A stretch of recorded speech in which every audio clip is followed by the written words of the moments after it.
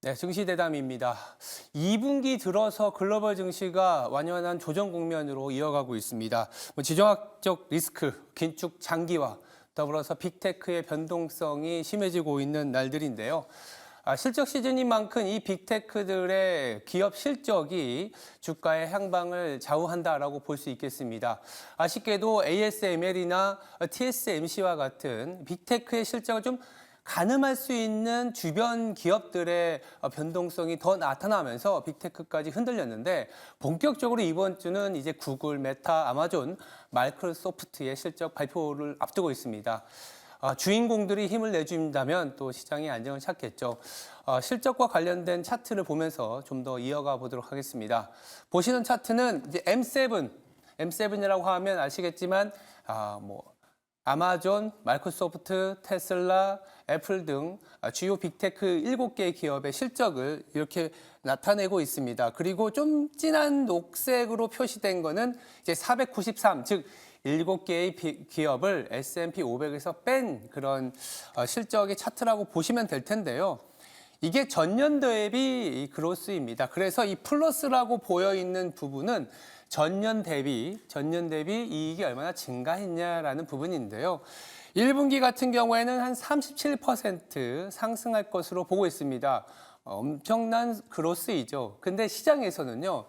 전분기에는 56%나 성장을 했는데 이 성장률이 좀 둔화되고 있는 거 아니냐라는 우려심을 좀 보여주고는 있습니다. 물론 밸류에이션 같은 경우에는 이런 그로스의 함수이기 때문에 빅테크의 실적이 발표될 때 금리가 너무 높은 수준이게 되면 이런 성장률이 떨어지면 밸류에이션 소위 말해서 더 위로 줄 수가 없다라는 의견이 나왔고 그러면서 연준도 긴축 스탠스, 유가도 지정학적 리스크로 높게 뛰면서 야 금리 못 내리니 그러면 밸류에이션 좀 하락시켜야겠네 라면서 최근에 변동성이 나왔다라고 보시면 됩니다. 거꾸로 M7을 제외한 나머지 493개의 기업들의 그로스는 1분기에도 마이너스이긴 하지만 1분기에 저점을 찍고 이제 2분기, 3분기 조금씩은 우상향하는 모습을 보여주고 있습니다. 좋게 생각하면 빅테크 위주의 시장에서 나머지 기업들로 좀 더 순환매가 이어질 수 있다라고도 할 수 있고 또 좀 더 좋게 생각하면 37%라는 성장률도 나쁘지 않기 때문에 엔비디아만 하더라도 하루에 10%가 급락을 했는데 이 정도면 밸류에이션이 매력적이다라고도 얘기할 수 있습니다. 그런 정도의 수준이기 때문에 시장을 조금 더 좀 면밀히 봐야 되고 이제는 실적이 정말 이 정도의 실적이면 나쁘지 않다라는 정도라면 크게 실망하지는 않지 않겠냐 이런 생각을 하고 있습니다. 그 CNN에서 발표하는 탐욕 공포 지수도 31까지 내려왔습니다. 어느새 75를 넘으면 탐욕 구간이었는데 지금은 익스트림 공포 구간인 25에 한 5포인트 정도 남았을까요? 상당히 공포 국면으로 진입했기 때문에 웬만한 뉴스에 좀 내성이 생기는 구간으로 진입했다라고 보시면 될 것 같고요. 그래서 그런지 몰라도 다음 차트를 보시면 최근에 월가에서는요. 이번에 조정은 장기 상승장에서의 좀 원래 있었던 조정이지 않겠냐라는 얘기를 하고 있습니다. 이 차트는 미국에서 상당히 유명한 투자자라고 하더라고요. 이 마크 미네르비니 실제로 존재하는 인물인데 월가의 적중률이 높기로 유명한 트레이더입니다. 거기서 이런 얘기를 합니다. 옛 트위터인 X에서 지금 시장의 변동성은 장기 상승장에서의 조금 원래 있었던 통상적인 조정 국면이다. 5에서 8%는 나오고 때에 따라서는 10에서 12% 조정도 나오지만 지금은 바닥을 만들어가는 구간이다. 다만 아직까지는 완연한 바닥을 만들어주진 않았기 때문에 일정 부분은 현금을 가져가긴 해야 되겠지만 최근에 시장의 변동성을 본다면 그렇게 우려할 만한 수준은 아니다라는 그런 코멘트를 올렸습니다. 조금은 저도 생각이 비슷하고 위안이 돼서 차트를 가져와 봤고 그 분의 얘기를 좀 들려드렸습니다. 당장 시장이 안정을 찾기에는 이번 주 실적 시즌 그리고 물가 지표까지 챙겨봐야겠지만 주가 자체가 조금씩은 공포 국면으로 가고 있기 때문에 시장에 대한 비중 확대 진입 시점을 좀 가늠하는 내지는 좀 챙겨보는 기간으로 우리는 좀 삼아봐야겠습니다. 그래서요, 이어지는 증시 대담에서 증시를 둘러싼 여러 불확실성을 좀 챙겨보고 빅테크 기업들의 펀더멘탈과 진입 시점 그리고 투자 전략 짜보도록 하겠습니다. 바로 증시 대담 이어가겠습니다.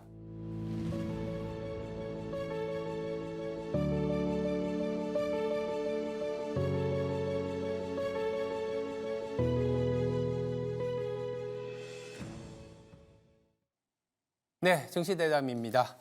김장열 유니스토리 자산운용 투자전략본부장 나와 있습니다. 안녕하세요. 네, 안녕하십니까. 진짜 미국은 변동성이 장난이 아닙니다. 근데 그러게요. 항상 저는 좀 느꼈는데요. 네네. 미국은 이렇게 우상향하다가 조정 보일 때는 또 쭉 네. 빼놨다가 다시 또 우상향하고 이런 그렇죠. 그림을 보였습니다. 네네. 그리고 지난주에 또 우려스러웠었던 거는 이 전쟁의 공포가 네. 있었는데 또 항상 이 전쟁의 공포는 공포가 유지될 때보다 오히려 좀 불확실성이 해소되는, 그러니까 네. 안 좋게 얘기하면 전쟁이 터지면 주식을 네. 사라 막 이런 얘기도 그렇죠. 있는데 맞습니다. 최근에 이 미증시의 변동성, 저가 매수 기회로 삼아야 한다 이런 의견들도 있는데 네네. 본부장님 어떻게 보세요? 일단 금요일장을 잠깐 볼게 보면 우리나라 시간에 네. 이스라엘이 이란을 쳤다 그러면서 이제 주가가 장중에 3% 넘게 3% 빠졌잖아요. 장중에는 진짜 무섭게 빠지더라고요. 그러니까 아마 점심 시간 전이었던 것 같은데. 근데 또 그때 매수화분이 계시고 맞아요. 또 거의 반 정도가 말아 올렸다고 하는 거지요. 네. 그게 바이드 인베이전의 격언을 따르신 분들은 그날 그 순간에 한 1% 이상 이득을 취하신 건데 네. 간밤에 자고 나니까 이스라엘은 조용한데 미국장에서 뭐 사실 딴 거 필요 없고 엔비디아하고 슈퍼마이크로 컴퓨터가 대폭락한 게 큰 거잖아요. 네. 뭐 그 전에 TSMC라든지 ASM 이런 어느 정도 뭐 약간의 악유가 있지만은 뭐 그래 반영될 수도 있어 했는데 이게 슈퍼마이크 컴퓨터가 폭락한 거 대폭락. 그다음에 엔비디아가 폭락한 20%라는 수치는 조금 얼핏 이해가 잘 안 가긴 하죠. 이게 뭐 옵션 만기 효과가 있을 수도 있고 그렇죠. 아니면 뭐 또 너무나 약간의 애매한 상태에서의 조금만 빌미를 주니까 그만큼 차익 실현. 예전에 그 작년에서 올해 오는 동안에 한 7배 이상, 6배, 7배 올랐는데 여기서 뭐 20% 빠진다 할 때는 이익 실현하는 사람 많으니까 그런 거라고 보신다면은 결국은 이번 주부터 실적 시즌인데 실적 시즌을 앞두고서 미리 좀 아주 크게 좀 큰 주사를 맞았다라고 볼 수도 있어요. 근데 이제 기술적으로는 일단 조정 국면에 들어간 건 분명하거든요. 고점 대비했을 때 엔비디아가 20% 빠졌고 단기 10% 빠졌으니까 설사 오늘 한 5% 올라간다고 그게 조정이 아니라고 누가 얘기하겠습니까? 이유가 뭐가 됐든 간에 반도체 누가 그런 얘기 하세요. 반도체 사이클이 꺾였냐 이렇게 얘기를 하는데 반도체 사이클이 꺾였냐고 하면은 예스 앤 노입니다. 뭔지 아세요? 노는 반도체 사이클은 주식 사이클하고 달리 좀 이게 꼭 똑같이 가지가 않아요. 그래서 문제가 뭐냐면 반도체 사이클은 이익이 최악일 때 오히려 올라가고 이익이 최고일 때 빠지거든요. 그럼 지금 이익이 최고냐는 걸 물어봐야 돼요. 이익이 최고냐? 이번 분기가 최고가 아니고 다음 분기가 최고면 아직 피크아웃은 아닐 수 있는 게 그 반도체 바텀에서 사고 피크에서 파는 건데 피크가 아직 아닐 수 있다는 게 첫 번째 악이고 두 번째는 이게 반도체 사이클이 주식 사이클하고 다르게 들어가는 게 뭐냐면은 우리 똑같은 거라도 지금 PER 멀티플하고 금리 인하에 대한 게 조합돼 있잖아요. 금리 인하가 미뤄지니까 반도체 피크가 아직 안 왔음에도 불구하고 주가 피크는 일찍 올 수 있다는 공포가 겹친 거거든요. 그렇죠. 예, 이런 경우가 굉장히 복잡해지네요. 복잡해서. 그래서 반도체 피크가 아직 이익적으로 아직 안 왔다면은 이번에는 아까 조정이 국면이지 하락의 대세 하락의 시작이라고 단정 지는 건 좀 무리예요. 그런데 금리 인하 사이클이 미뤄졌다는 것이 찝찝한데 금리가 거꾸로 올라가는 게 아니면 그래서 뭐 국채 수익률이 저번에 뭐 10년 작년 8월 달, 10월 달에 올라갈 때처럼 5% 이상 진짜 갈 것 같은 공포가 아니면 역시 주식 사이클에 의한 반도체 사이클을 뒤엎는 이런 것도 시간이 조금 필요할 뿐이지 아주 극단적인 생각은 아직은 할 필요 없다는 게 제 판단인데요. 이렇게 말씀드려도 마음 편치 않으실 거예요. 엔비디아 갖고 계신 분이나 오늘 한국반도체나 그럼 결국은 이번 주에 한국은 목요일 날인가 하이닉스 나오고 그 즈음에서 인텔 나오고 마이크로소프트 나오는데 많이 나옵니다. 아까도 그 앵커님이 말씀하신 것 같은데 네. 그 1분기, 2분기, 3분기, 4분기 그래도 빅텍이 1분기, 2분기 좋고 끝판에 가야지 넌 빅텍이 가는 거잖아요. 네. 그런 상태에서는 이번 분기 실적이 나올 때 실적은 좋은 거 당연하고 가이던스 줘야 되고 말도 이제 슈퍼마이크로 같은 이런 얘기 하지 말고 넷플릭스 같이 뭐 보여주느냐 안 보여주느냐 가입자 수 이런 얘기 안 하면서 이번 분기가 넘어가는 게 이번 주가 넘어가는 게 매우 중요합니다. 주가는요 PER이 지금 20배 이하로 내려갔기 때문에 네. 과거 평균이나 5년 평균보다는 조금 높습니다만 그 또 조금 높으면 한 4%거든요. 제가 봤을 때는 조금 더 기술적으로 빠지더라도 미국장이 4% 이상 빠지기는 아주 쉽지는 않아 보여요. 네. 전쟁이 발살되지 않으면. 그러면 결국은 PER이 20배까지 조금 내려왔는데 이거 도망가면 어디 가시겠습니까? 이 정도 실적이 나오는데 가이던스 좋습니다라고 의미 있는 메시지가 이번 주에 각 빅테크에서 하이닉스 포함해서 나오기를 기대하면서 그래서 어느 때보다도 더 중요한 1분기 실적 시즌이 됐는데 아쉽게도 다시 올라가잖아요. 올라갈 때 금리하고 환율이 많이 받쳐주지 않으면은 삼성 하이닉스, 엔비디아가 실적 저번에 얘기했던 그걸 나오더라도 고점 수준은 우리가 목표했던 고점 수준보다는 조금 늦게 나올 가능성이 있다. 저는 2분기에 그게 올 줄 알았는데 이런 네. 패턴이면은 조금 기술적으로는 상단이 늦게 오고 2분기에 바로 되지 못할 수도 있다. 원래 저는 상단이 한 2,800, 900까지 갈 것 같았는데 금리가 뭐 저기 세 번이 아니고 뭐 두 번도 까리까리하고 한 번이 되고 환율이 1,400에서 오르기 때문에 이게 확 하지 않으면은 삼성전자 하이닉스 뭐 실적이 아무리 좋게 나오고 가이던스를 나오더라도 반등은 분명히 되고 지금 주가에서는 도망갈 타이밍은 이미 늦었거나 의미가 없다고 보지만은 그 올라가는 폭에 대해서 지난번에 3월 20일, 22일 날 기억나십니까? 엔비디아가 950불에서 피크 갔을 때가 3월 25일이고요. 삼성전자가 7만 원에서 7만 원 중반 됐을 때가 3월 20일, 21일이에요. 그 주가까지 그 주가 이하로 갔기 때문에 삼성 하이닉스가 삼성은 더 빠질 게 없지만 엔비디아는 그 950불에서 760불 간 거기 때문에 삼성이 크로스에서 아웃퍼폼 할 수 있습니다만 과연 쉽게 9만 원이 갈 것이냐는 거는 2분기 실적이 매우 잘 나올 수 있다는 공감대가 돼야 되기 때문에 환율하고 결합돼서 그 패턴은 5월이 지나갈 수도 있다라는 식에서 시간이 좀 걸릴 수 있다. 그런 생각을 좀 갖게 됩니다. 말씀 주신 것처럼 전고점까지 가기까지는 워낙 주가의 가파른 속도에 따른 조정이기 때문에 뭐 전고점을 미리 이제 전망하기보다는 지금의 조정 국면이 안정을 찾을 수 있느냐가 먼저인 것 같아요.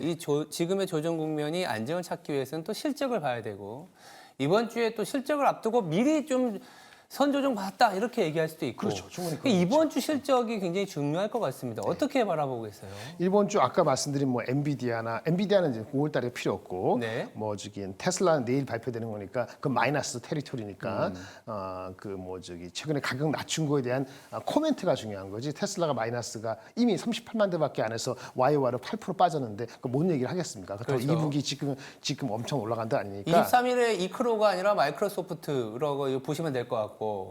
네네. 뭐, 마이크로소프트는 저기 네. 이제 25일 날이 나오나요? 아마 하여튼 그렇게 될 겁니다. 네. 그래서 일단은 테슬라가 실적은 별로일 것 같고 제가 보기에는 메타 실적이 좋게 나오면 좋을 것 같아요. 메타가 또 이제 엔진을 공개했지 않습니까? 그래 맞아요. 예. 그래서 그거 정도 분위기 바뀌면서 마이크로소프트 실적 나올 때 좀 분위기가 좀 바뀌기를. 그때가 하이닉스 실적이 또 나올 때이기 때문에 이 목요일 기점으로 바뀌기를 저는 내심 기대를 합니다. 그리고 금요일 날에 이제 PC가 나오잖아요. 네. 그러니까 실적이 앞에 테슬라를 위기로 해서 넘어가면서 메타하고 마이크로소프트, 하이닉스가 그럭저럭 잘 나오고 가이던스가 크게 무리가 없으면 그렇죠. 그다음에 이스라엘 이란 전쟁은 조금 미뤄지면은 소강 상태이고. 그렇죠. 그러면 이번 주에 가장 지표적으로는 PC이지 않습니까? 네. 근데 PC가 뭐 YOY로 2.7% 정도로 코어는 내려가고 헤드라인이 약간 올라가지만은 그 정도 먼트 0.278%면은 주가가 미리 빠졌기 때문에 아마 그것을 빌미로 해가지고 다시 반등을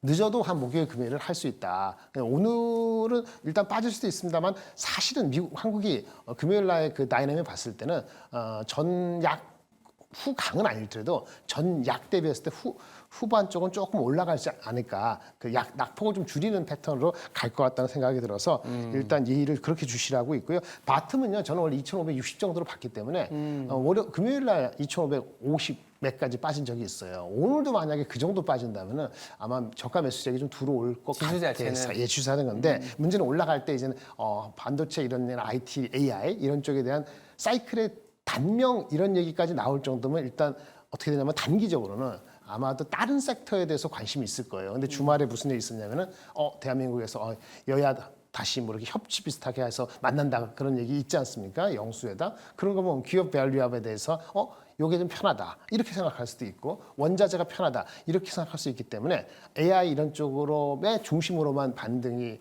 일어나는 게 아니고 조금 스프레드가 될 가능성이 좀 열려 보인다. 요 정도 말씀을 드릴 수 있겠고 아까 말씀드린 것처럼 S&P 500가 기준인데 지금 19.9배 정도니까 이게 19.1배하고 차이가 4% 5%잖아요. 그럼 사람들이 똑같이 알고 있기 때문에 추가적인 거는 엔비디아도 기술적 과감해도 된 거가 있을 수 있기 때문에 한 3, 4% 정도 다운사이드면은 미국도 일단은 거기서 다시 한번 지켜보자 이번 주 이렇게 패턴이 갈 것 같고 한국은 미리 생각을 한다면은 많이 빠졌다가 다시 약간 안정화하는 이런 패턴을 가져갈 것 보는데 환율은 이제 1,400 구두개 됐기 때문에 이스라엘하고 이란 그런 거 안 하면은 아마 멈출 거고 유가도 이미 기조가 $90 이하이기 때문에 제가 그 최악의 시나리오는 아니지만 워스키 시나리오 잡은 세 번째 2,530선, 2,530선이라는 게 달러 환율 기준으로 외국인들이 한국에서의 이익이 없어지는 구간이거든요. 환율적인 측면에서 그거 이하로까지 빠질까?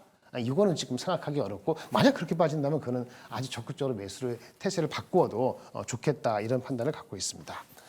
지금 사실 반도체에서 가장 중요하게 보고 있는 게 HBM 쪽 아닙니까? 네네. 이쪽의 성장률이 꺾일까 봐 두려워하는 거고 뭐 TSMC의 사실 실적 발표나 가이던스는 HBM 내지는 AI와 관련된 부분은 그렇게 건드리지는 않았어요. 그냥 맞습니다. 자동차하고 스마트폰 그렇죠. 기존에 좀 수요가 부진한 쪽의 얘기였지 지금 많이 혼재돼서 주가 네네. 자체가 급락세를 보이다 보니까 AI와 HBM 시장 쪽에 네. 뭔가 의구심이 있다고 생각하는데 그런 부분은 아닌 것 같고 네네. 왜 그러냐면 또 정부들의 입장도 이 HBM 쪽이나 AI 쪽에 선점을 하기 위해서 상당한 지원을 하고 있거든요. 네, 맞습니다. 이제 미국이 더 그렇죠. 빠르고 네네. 폭넓게 나가잖아요. 뭐 중국도 마찬가지죠. 그러니까 중국 반도체 이 업체에서. 시장에서 우리나라의 또 기업들이 선점이나 그 가능성을 좀 챙겨봐야 되는 단계인 것 같거든요. 네, 이게 주가가 많이 올랐다는 그거가 슈퍼마이크로 컴퓨터하고 엔비디아를 건드렸다는 것이 그 전날 TSMC나 ASML의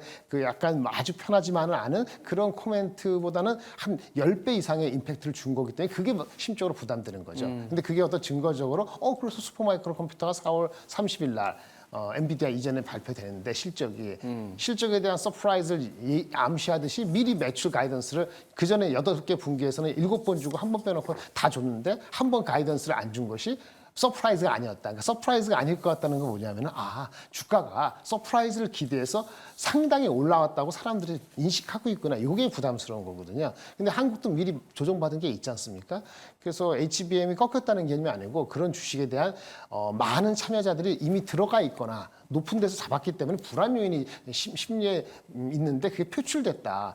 단기에 이게 조금 아이러니하고 좀 그렇죠. 극복해야 될 과제이긴 합니다.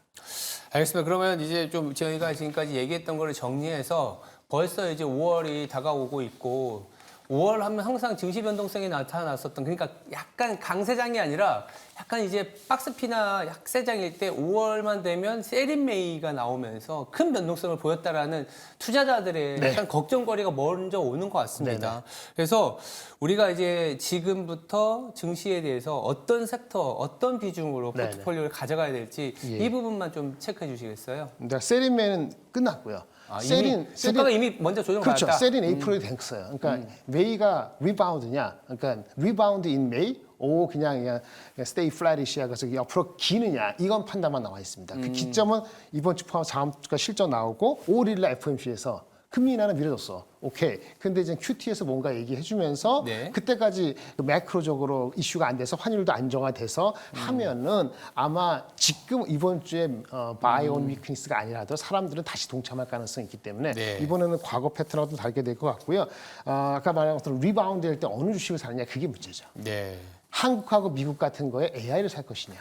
아니면 시장 자체 포텐셜이 있는 뭐 인도라든지 이런 주식을 살 것이냐 이런 패턴이 있고요. 해외 주식을 빼놓고 국내 주식만 따지면 제가 봤을 때는 국내 주식은 반반인 것 같아요. 현재로서는. 반 정도 현금, 반 정도 주식에 들어가면 좋을 것 같은데 지금 이 시점에서는 그 반 현금, 그러니까 나머지 반 투자하는 것을 골고루 나눌 수밖에 없다. AI 반도체, 그다음에 인플레 방어되는 건 뭐죠? 원자재, 방산조선, 뭐 실적적 화장품 이런 그 다크호스 인플레 방어주로 보고 그다음에 한국만의 고유한 거 한 30몇% 가다가 한 3분의 1 토해냈어요. 밸류업. 기업 밸류업. 그러니까 3분의 1 토해냈는데 더 토해낼까는 여야 그 공방전에 따른 건데 일단 모습은 뭔가 협치를 할까?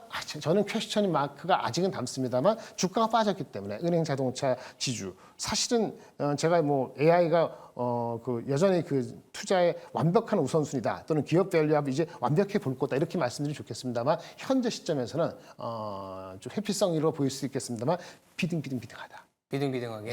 그리고 실적이 나오면서 AI에 대한 컨피던스가 높아지면 다시 AI 비중을 뭐 전체에서 한 40%, 30% 이상 가져갈 수도 있는데 현재는 비등비등하게 가져가는 것이 좋지 않을까라고 판단이 되고 있습니다. 알겠습니다. 현금과 포트폴리오를 좀 5대5 비중을 가져가면서 네네. AI와 인플레 방어, 밸류업까지 좀 챙겨보자. 만약 코스피 적으로 한 3% 이상 빠지면요 현금을 줄이는 게 맞아요. 현금을 주가가 빠지면 오히려 현금을 줄여서 주식을 사자. 주식을 한 60% 이렇게 알겠습니다. 씌워도 괜찮을 것 같습니다. 네, 지금까지 김장렬 유니스토리 자산운용의 투자전략본부장이었습니다. 감사합니다. 네, 감사합니다.